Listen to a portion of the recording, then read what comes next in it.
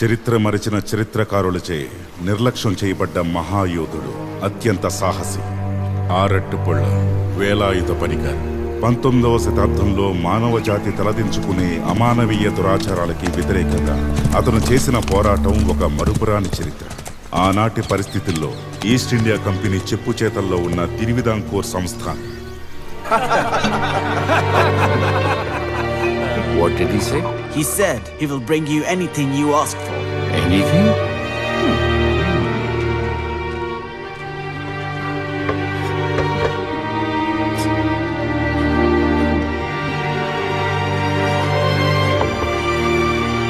Hey, Black Beauty, come forward. నల్ల సుందరి దొరగారు నేను ముందుకు రమ్మంటున్నారు.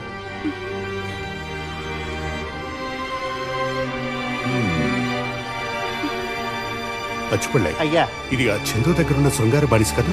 అవును, శృంగార బానిసే. ఆ చందుకి నేను 300 రూపాయలు ఇచ్చి మరీ ఈ నల్ల సుందరిని తీసుకొచ్చాను. మన హెన్రీ దొరగారికి నల్ల సుందరి అంటే మహా పిచ్చి మోజు అని నికోలస్ దొరగారు చెప్పారు నాతోని. అందుకే ఈ నల్ల సుందరికి అభ్యంగన స్నానం చేయించి అలంకరించి తీసుకొచ్చా. జీవితంలో ఏ రోజు దాచుకొని అందాల్ని పట్టుబట్టలతో కట్టేశారు.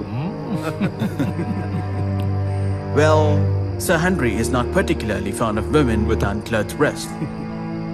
తెరలు తొలగిస్తే గాని మన దొరగారికి పనిచేయదనుకుంటా. Well, where the hell are the wrestlers? I love the black-skinned macaques in Jewel, but make sure, in the end, the winner kills the loser. దొరగారు ఏం చెప్పారు? బానిసల మల్ల యుద్ధం వెంటనే మొదలు పెట్టాలి అంటున్నారు. ఓడిపోయిన వాడిని గెలిచిన వాడి ఇక్కడే చంపేయాలంట. వెంటనే పిలిపించండి. అలాగే అయ్యా. దొరగారిని సంతోష పెడితే మన పనులు జరుగుతాయి. సిద్ధం దొర.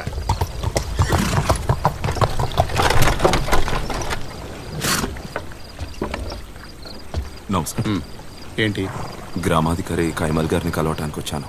ఇక్కడ గ్రామం చెప్పారా? అవును, కానీ ఇప్పుడు కలవడం కుదరదని ఇక్కడున్న పెద్ద మనిషి చెప్తున్నాడు. నేను కలవకుండా వెళ్ళలేను. ఎక్కడి నుంచి వచ్చావు? ఆరాట్టు ప్రాంతం నుంచి పెరుమాళ్ గారు పంపిస్తే వచ్చాను. ఓ, పెరుమాళ్ గారి కుమారుడివా? మనవణ్ణి. యాలకుల ఎగుమతి కోసం హెన్రీ గారి చేత ఒక అనుమతి పత్రం ఇప్పిస్తానని చెప్పారు. ఓహో, కైమల్ లోపలే ఉంటారు. రా. అనుమతి పత్రం ఇప్పించడానికి ఎక్కువ మొత్తంలోనే నగదు తీసుకుంటారు కదా? అవునా? కైమల్ని కలవాలన్నావు కదా? రా. లేదు, నాలాంటి వాళ్ళు లోపలికి రాకూడదు కదా, అంటరాని వాళ్ళం కదా. దొరలకి వాళ్ళ బంగళాలో ఎలాంటి అంటరానితనం ఉండదు. ఈ దురాచారాలన్నీ మన ఊళ్ళల్లోనే. లోపలికి రా.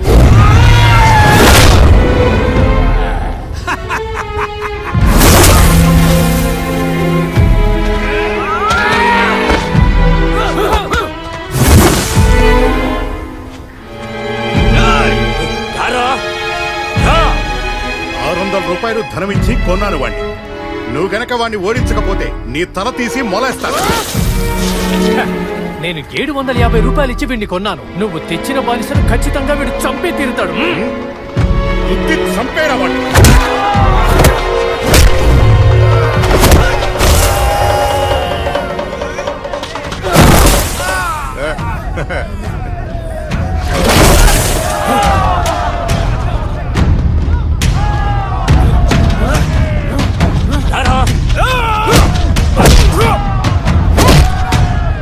ధనబలంతో కొనుక్కున్న బానిసలు వీళ్ళు. ఇద్దరిలో ఒకరు చచ్చే వరకు ఇది ఆధారం.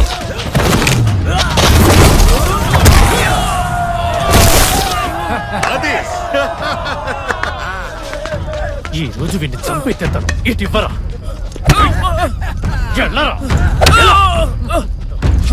ఈ బానిసల వ్యాపారం ఆపేశారని చెప్పారు కదా? 1712లో రాణి లక్ష్మీబాయి వీటిని రద్దు చేయాలనుకున్నారు.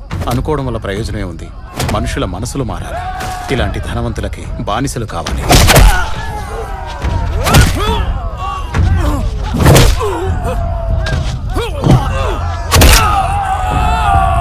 అది లెక్క.